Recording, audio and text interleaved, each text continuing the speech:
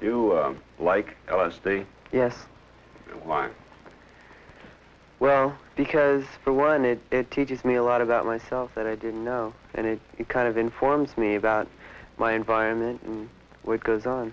What does it tell you about yourself? It tells me what I like. What do you like? Well, I can't really explain what I like. It's hard to explain. You see, you've had an experience that I haven't had, and I'm trying to find out what your experience is like, what it does for you, what it feels like. Well, it makes everything a little unreal, you know. Everything that is hallucinations project from my mind, and everything that I see is myself.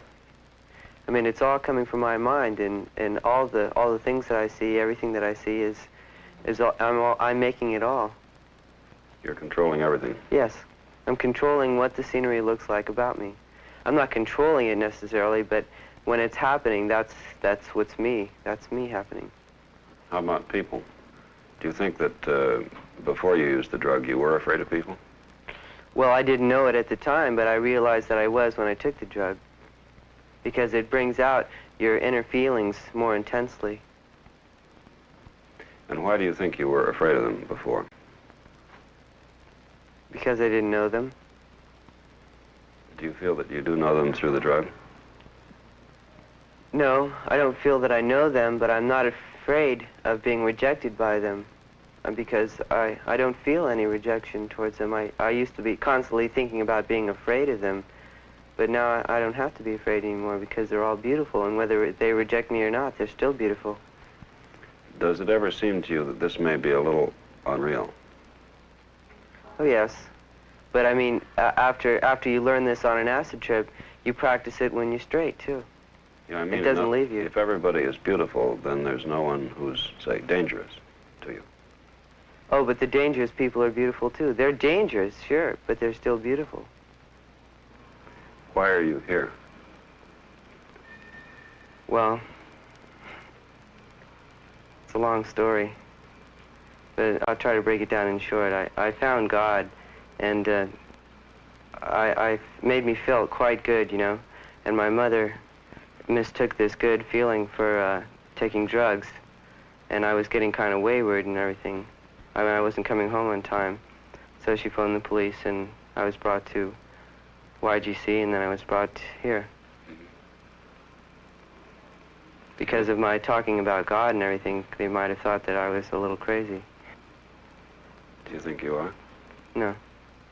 But I understand how they felt, because I wasn't making myself clear on it. It's very hard to... I was trying to express something that was hard to express, and I wasn't really capable of expressing it. I mean, I can have the relationship between myself and God, but it's a mistake to try to make other people feel the way I did, and that's what I was trying to do. What's God like? Well, first of all, God is everything, so he is like everything. He is everything. There's nothing that he isn't like. Is he like a man? I don't know. Everything, he lives in everything. Everything on this earth. I can't describe to you the feeling that it gives you when your son says to you, "Can't you feel it? God is everywhere. I'm going with God. I'm waiting for God to come and get me." It isn't a happy thing at all, or an insight. It's a death wish. And I tried talking sense to him. I said, "Jimmy, you don't see God till you die." But he couldn't see that at all. He believed that he was seeing him right now. Jim hasn't adjusted well to school. He's an extremely introverted boy, or has been up until lately. Shy. He wouldn't try. The least sign of failure to him meant an automatic stop right now. And I think that the problems that he had were magnified and triggered by the release that he seemed to find in drugs. And I feel as though that this is, many of the children today are doing this type of thing, and if it could be stressed that this is a medical problem and not a criminal problem, I believe that parents would be on the telephone calling somebody as soon as they found illegal material around the house, which they don't do now because they're afraid they're sending their sons and daughters to jail. There is a steady flow into San Francisco hospitals of young people who have freaked out and been picked up by the police in a state of desperate terror. Where are you taking me? Where are my friends? Do my friends know I'm here? Where am I? Where am I? You're in the hospital here. Come on. Who are you? I'm Dr. McShane. The bad trip is a frightening thing to witness. It must be far more terrifying to experience.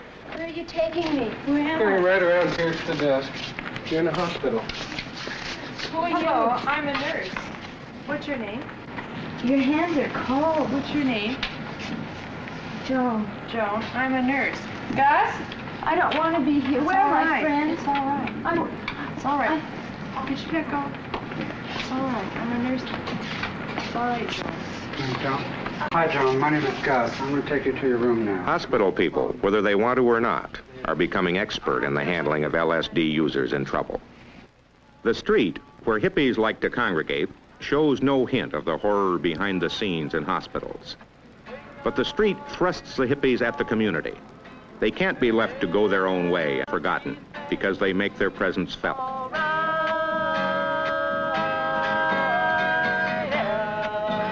For one thing, they take up a good deal of public space.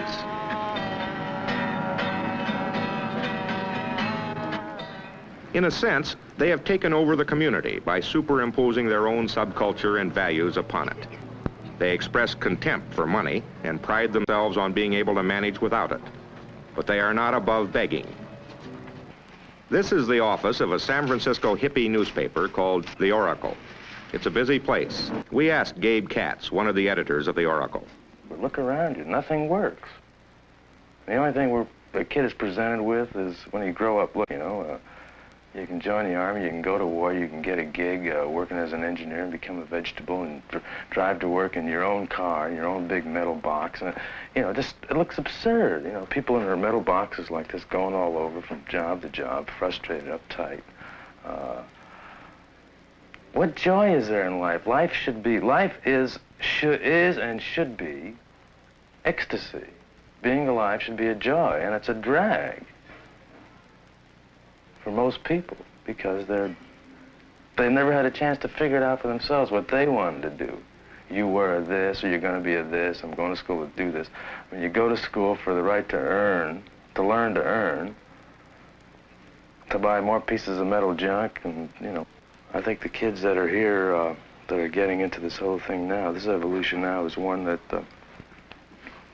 is a result of the alienation that a child feels, particularly a middle-class American feels, of not really relating to his family.